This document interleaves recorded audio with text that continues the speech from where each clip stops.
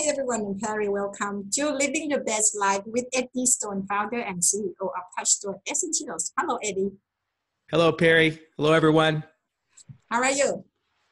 I'm doing fantastic here. I'm excited, right? We're approaching the end of the year, and it's been a good year. I'm very blessed to have friends and family that are finishing off the year, accomplishing some goals and some good health. And of course, I know that's not true for everybody, but I always remain optimistic that if this year wasn't great for you, that we always have next year to work on making that your best year ever. So I'm generally pretty optimistic at the end of the year, excited about the next.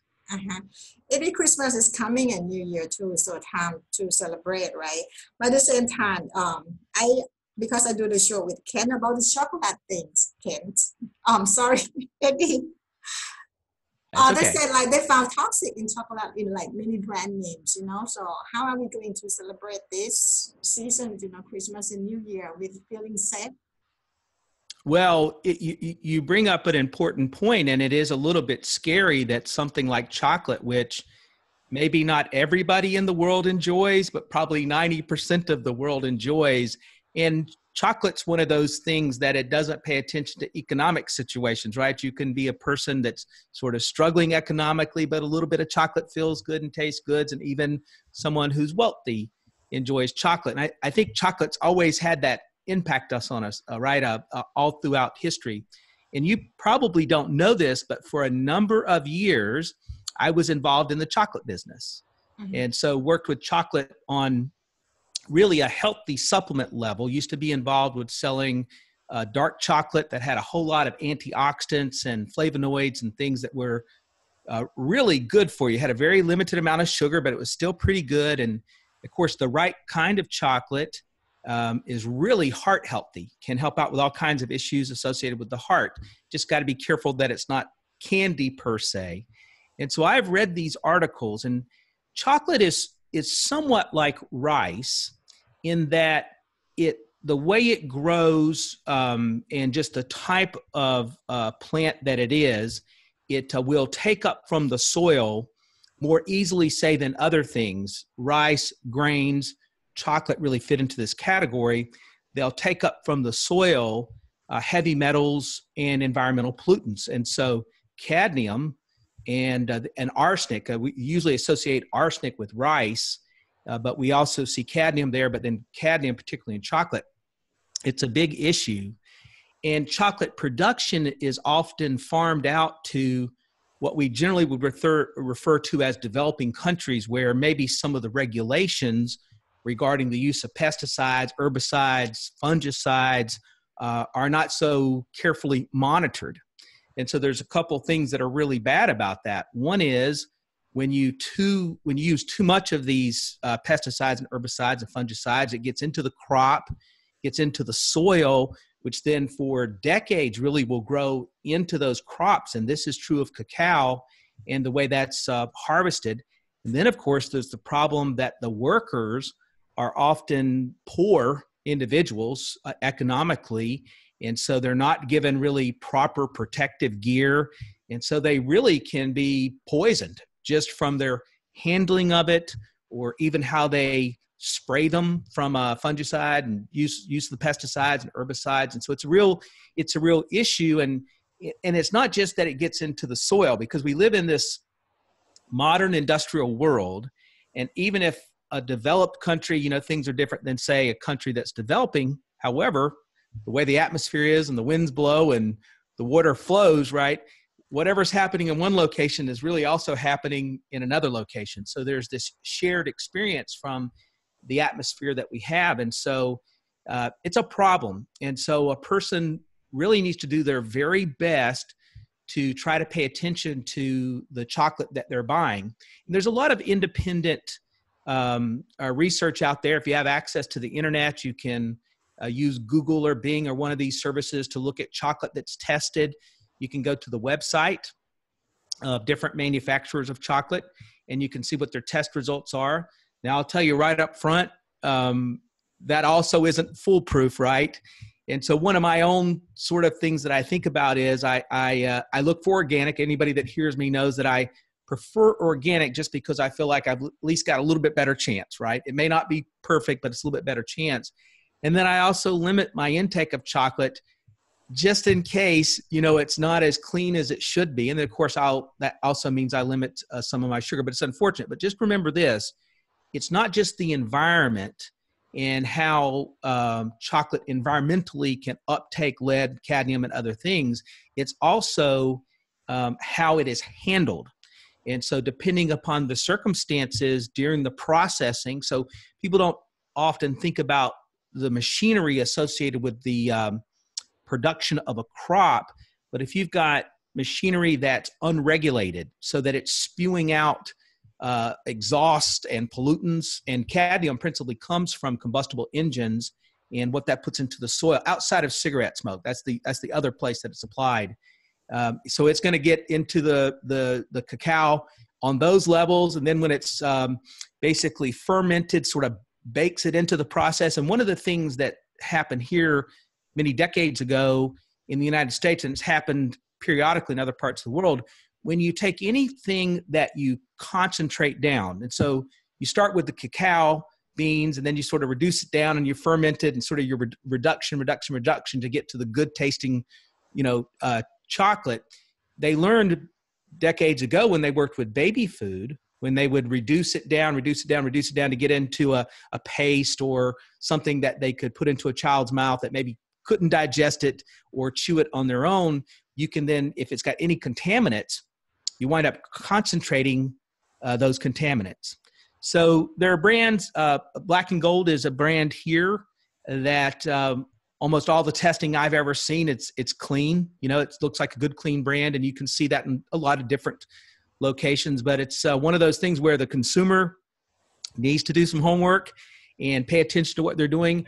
And as a rule, I think these national candy brands are probably not the best choice.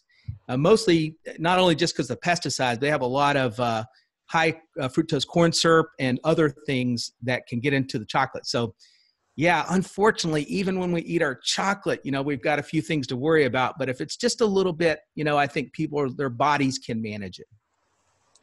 It's like before we eat something, we have to do research now, Eddie. I know.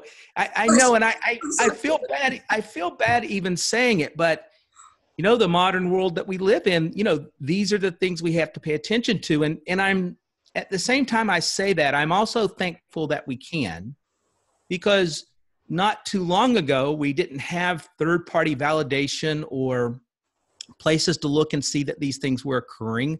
And there was really, even though there's not a lot of transparency today, there was no transparency 30, 40, 50 years ago. And so as consumers, we were consuming things that we shouldn't. I mean, in the 1970s in the United States, DDT was used to control basically pesticides, herbicides, I mean, all kinds of issues associated with crop production. And that got into the soil, and it just doesn't go away, right? It makes it into the DNA of people and all kinds of issues. And so now we at least have some transparency that maybe makes us worry more, but it's out there. And so just a couple things for people to think about. Just remember, paying attention to these issues is important, because the long-term effect is that not just that it can acutely impact your body and you may have symptoms from it, but it can also damage the DNA. Once DNA is damaged, your risk of things like cancer really increase. And so even though it's a pain in the bottom, so to speak, it's something for people to pay attention to.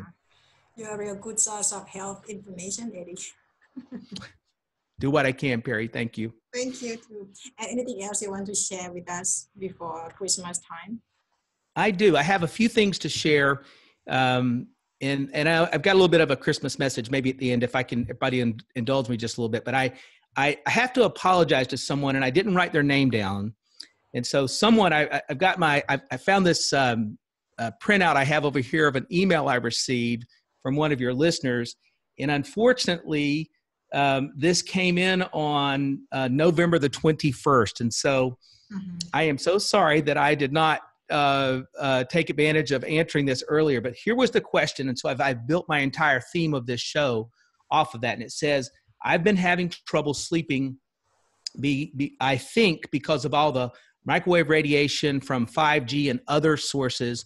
And their question was, because they've heard us speak about Pure Body and Pure Body Extra, would that help them sleep better?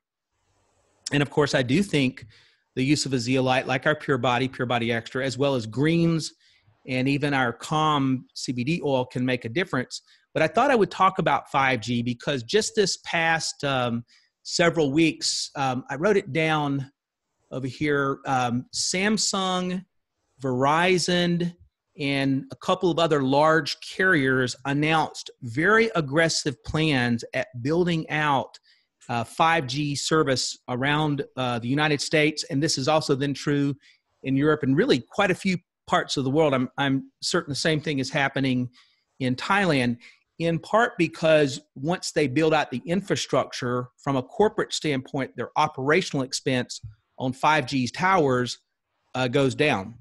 And for consumers, consumers are always demanding better, more consistent service. They want to be able to watch their phones and have no buffering, right? They want the streams to go faster. And so a combination of the corporations looking to save their money as well as consumers demanding better service has led to this proliferation of 5G. And the concern is that it's like a lot of things. In this case, it's the technology, but it could be chemicals where I don't know that anybody has bad intentions. I don't want to assume that, but man, we don't do quite enough research to really know what the impact can be on us long term. We're not asking a lot of questions about, hey, is this a good idea for our society? When I was in California 2 weeks ago, I read an article by a doctor, I wrote his name down here, Dr. Trevor Marshall. He is the head of autoimmune research facility in California. And he had several challenges with 5G. One is that it is a millimeter wave. That's generally what it's referred to, which essentially means that it's very, very high frequency. Mm-hmm. And so part of how it's effective is that it's high frequency. But what they know is that these very high frequency waves can impact our DNA, right? It can have a very direct impact on our bodies. How much of an impact probably is unique to each person, right? We're all different. And so maybe one person's affected more than another. But as a whole, anytime you've got a situation like this, as delicate and as basically fragile as our DNA can be, and of course, as I was saying earlier, that DNA gets impacted, whether it's by heavy metals or something like these millimeter high frequency waves, and it gets damaged, then our risk of not just cancer, but other degenerative diseases can really go up. And so I personally have had concerns for a long time about phones. I remember when mobile phones first came out and you would use the phone, they'd actually become warm in your hand, right? You're holding that thing next to your ear. And I think that's probably a pretty good indication that's not a great idea, right? Because that's just right there, proximity to your brain that, I even without being lectured on the science, right? Pretty common sense. That just doesn't seem like a great idea. And these multi-watt systems that they had early on, they had to ban them from hospitals because they actually could interfere with heart monitoring systems and even interfere with pacemakers. So, we know these things before they're early tested. Oftentimes we find out in hindsight that they're negatively impacting our society. And I think with technology, sometimes we leap way before we know the answer. So, I've been one of those persons for a very long time.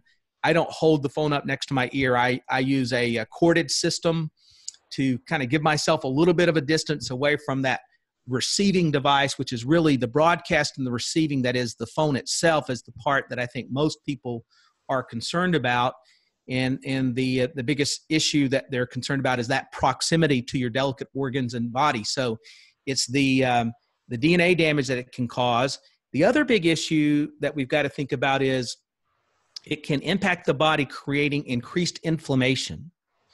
And so we've spoken somewhat about this on the show before about ultra-processed foods and how they can increase inflammation. Well, once the inflammation in your body is increased, there's several things that are then working against us. One is oxidative stress becomes more difficult for the body to manage. And so that's everything from increasing aging process, right? Premature aging, from advanced oxidative stress that is not arrested by a diet of really proper fruits and vegetables with high contents of antioxidants, which, most people, that's not a big part of their diet. So there's risk there, but also wound healing. Your cardiovascular disease risk factors go up. If a person has increased inflammation, your blood can actually, and this includes the lipid profiles, can actually become more sticky. And so you combine a person having high cholesterol with high sticky factors, lipoprotein A, and some of these others. I mean, your risk of having a heart attack have just increased quite dramatically. Can increase your high blood pressure. And so now your risk of stroke goes up. And so not just premature aging, which when we say that, it sounds like we're talking about vanity, but we're really talking about a lot more than vanity. You're talking about risk of disease, increased risk of degenerative disease, so damaging DNA than that. And then there's also an issue that I think there's less research to confirm one way or the other, but clearly an issue to have concern about, and that's kind of loosely referred to as leaky brain. And so you may have heard before about the blood-brain barrier.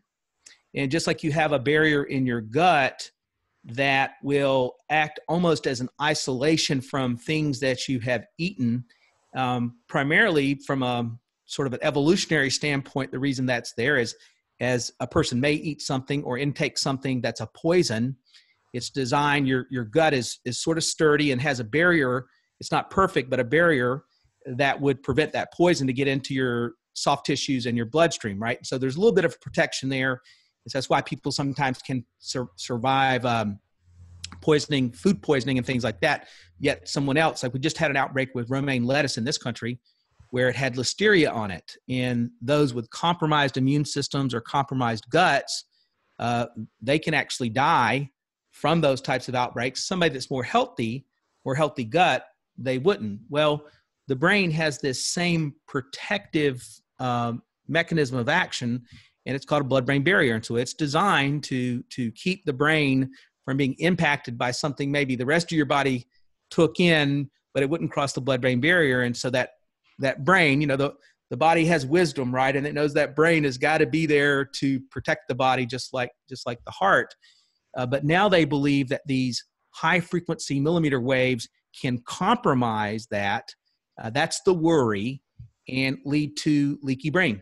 And so once this occurs, then we really are facing really quite scary end results. And most of us listening, we don't have to be a scientist or a doctor to realize we don't want anything compromising the function of the brain.